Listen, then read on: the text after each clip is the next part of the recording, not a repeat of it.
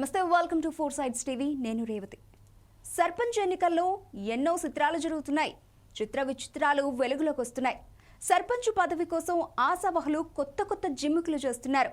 కొందరు ఏకగ్రీవంగా ఎన్నికయ్యేందుకు డబ్బులు కుమ్మరిస్తున్నారు. సర్పంచ్ పదవిపై కన్నేసిన మరికొందరి ఆశలపై రిజర్వేషన్ నీళ్లు జల్లుతోంది.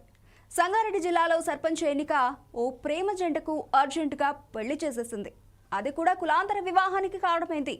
ఓ యువకుడు తన ప్రియురాలితో మధ్యాహ్నం సర్పంచ్గా నామినేషన్ వేయించి సాయంత్రం కులాంతర వివాహం చేసుకున్నాడు. ఈ వార్త వైరల్ అయింది. సంగారెడ్డి మండలం తాళ్లపల్లి గ్రామ సర్పంచ్గా పోటీ చేయాలనే లక్ష్యంతో బీసీ సామాజిక వర్గానికి చెందిన చంద్రశేఖర్ కొంతకాలంగా క్షేత్రస్థాయిలో కష్టపడ్డాడు. తీరా చూస్తే ఆ గ్రామ సర్పంచ్ పదవి ఎస్సీకి రిజర్వ్ అయింది. ఆ పదవిపై ఎన్నో ఆశలు పెట్టుకున్న చంద్రశేఖర్ నిరాశకు గురయ్యాడు.